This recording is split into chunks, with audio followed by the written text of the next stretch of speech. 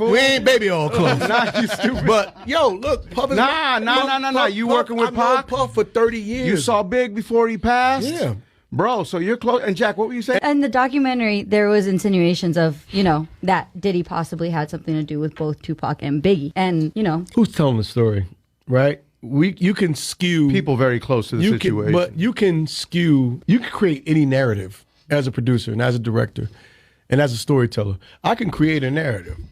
I could be like, you know what? You have? I could create a narrative. Well, I we could be see it all the time in reality shows. Reality shows. Yeah, That's how they're creating. You write a narrative. It doesn't mean it's true. It doesn't mean it's true. I can get interviews. I can do this. I can get footage, and I could make you think this about that person. Nah, for sure, yeah. And that doesn't necessarily mean it's true. So for me, I think, look, 50 and Puff have a long-term beef. It's personal. People are saying 50's wrong for doing it, but 50's right for doing it. It's divided. It's between him and Puff. And before it's between him and Puff, it's between both of them and God. Just the way Puff is down on his luck and 50's kicking a man when he's down. God is going to... If 50 ever luck turn up on 50, that you got to be careful what you put out. There's a karma to every action that you do. What's up, everybody? This is the world famous Ed Lover, and you are watching Forgotten Kings TV. That's right, Forgotten Kings TV. Come on, son. People are still reacting to the latest Diddy docuseries on Netflix titled The Reckoning.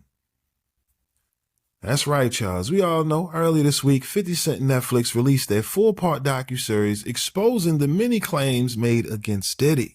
All right, now for the record, for those who haven't seen the docuseries yet, most of the claims made in this docuseries have already been floating on social media, interviews, and other platforms for many years. Okay, just to put that out there. But not long after its release, Diddy and his lawyers sent over a cease and desist. Okay, I want to read the statement released through Complex. Okay, I'll make sure to leave the link in the description so you can read the full article. But according to Diddy and his lawyers, they say this whole docuseries was a hit piece. Okay.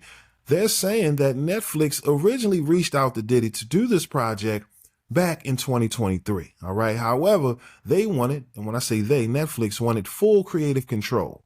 And this is why Diddy declined to do this project with Netflix. Okay. But again, according to the statement released on behalf of Diddy and his lawyers, they say that the choice of 50 Cent to produce the program was Netflix's vindictive response to that rejection, an attempt made by Netflix to ensure a one-sided character assassination rather than a balanced and accurate portrayal. All right. Now, of course, Netflix, they responded to Diddy's claims saying that the claims made by Sean Combs are false. Okay.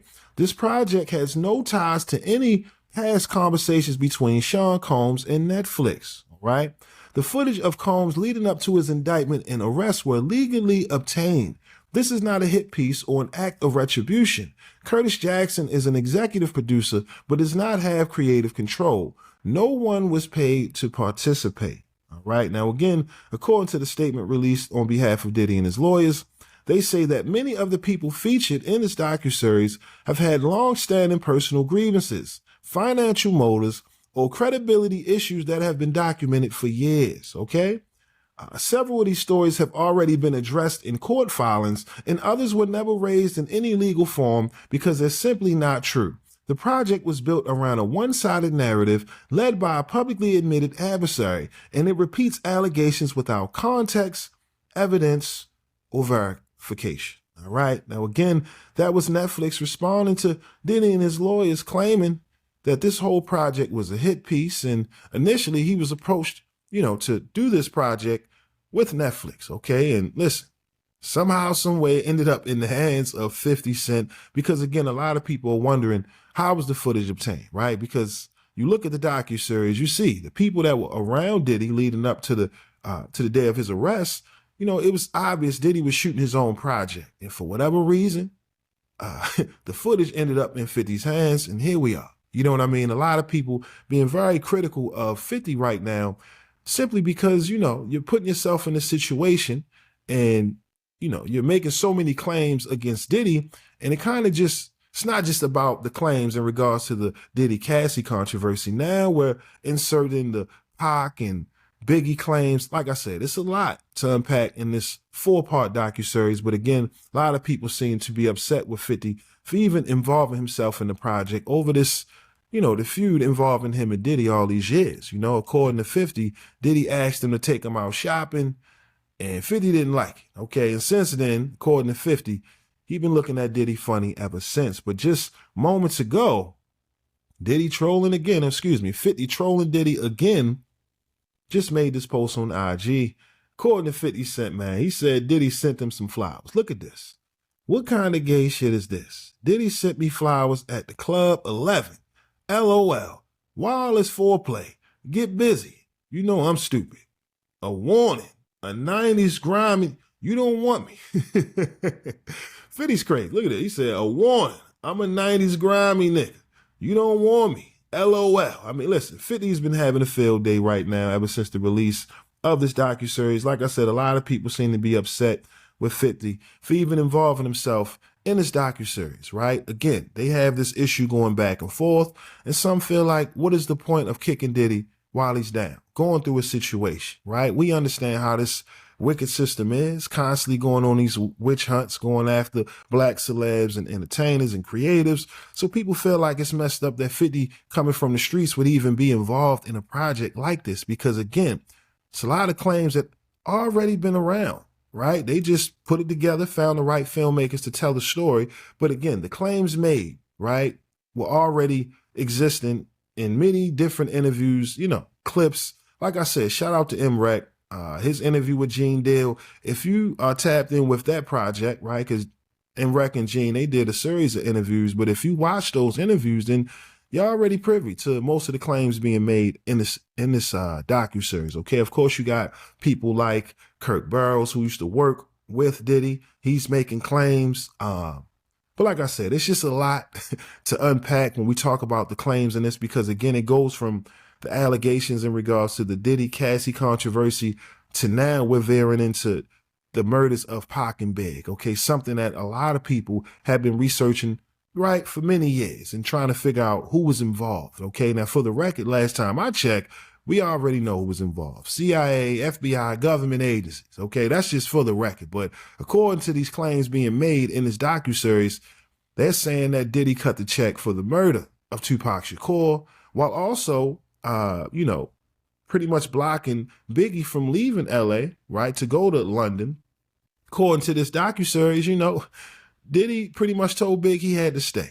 You know what I mean? And like I said, the rest is history. But the point is, a lot of claims being made in this docuseries. I mean, outside of the video that we all seen with Cassie, a lot of stuff, like I said, has already been revealed to the public. And for the most part, like I said, a lot of people have been very critical 50 in his involvement. Okay, we understand when it comes with 50, it's not over until he's ready for the beef to be over. But the point is, a lot of people sitting back, and for the most part, like I said, I'm seeing a lot of people who are entertained by the project. Then there are those like Marlon and others who feel like, you know what, I don't even want to partake in this whole docuseries because, again, we already know how this works when it comes to this wicked system. Now, I will say, after watching the docuseries, it's obvious, Diddy has had a long history of doing things over the years, and he made a long list of enemies. So again, this was a perfect opportunity for everyone to air out their issues, whether true or not. Like I said, according to Diddy and his lawyers, they say all of this was a hit piece. But y'all let me know, man. What are your thoughts on this Diddy docuseries, right, titled The Reckoning? Did you enjoy the project? What are your thoughts on the many claims made in this project?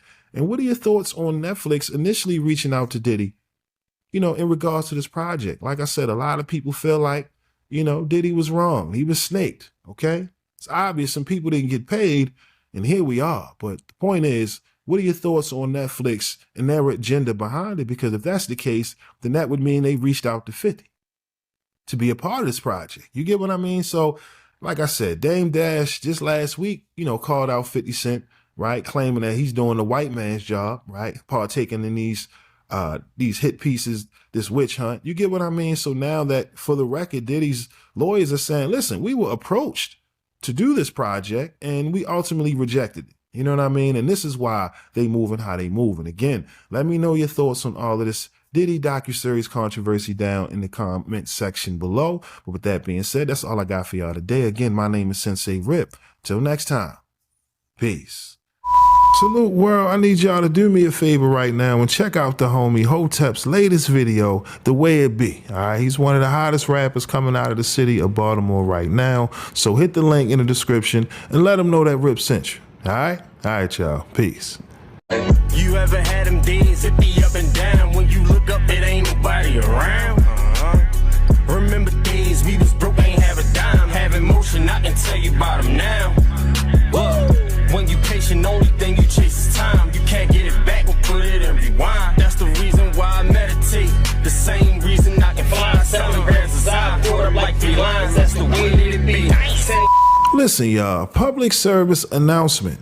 This Thanksgiving 2025, MREC and myself will be releasing a comedy stand-up special titled MREC and Rip Presents Mark Prince, Go Stand in the Corner. All right, now for those who are unfamiliar with comedian Mark Prince, he is one of the original members of the Knockout Kings of Comedy brand, a brand that was created by comedian Reggie Curl, rest in peace, as well as comedian Scruncho. Okay, now I'm about to bless y'all with a preview of this comedy stand-up special, and if you like what you see, make sure to hit the link in the description so y'all can set your reminder for Thanksgiving Day. All right, so y'all can check out this exclusive premiere of this comedy stand-up special titled MREC and Rip Presents Mark Prince, Go Stand in the Corner. All right, with that being said, check out this preview. Let me know what you think, and I'll see y'all on Thanksgiving Day. All right, y'all. Peace. Hey, so you looking for a boat? I got like a 70-foot 2 yacht in here. Just come on in here and look. Just come in here. Hold on, let me turn the light off. Hey, look at it! It even got a secret trap door. Don't worry about that. Don't worry about that. Don't mind these signs right here. Don't even look at that. We can take that off when you come in for $5,000 down. How can I do prices so cheap? Because sometimes I steal shit, but don't worry about that. I sailed in here from Compton this afternoon. Don't worry about that. Don't worry about that.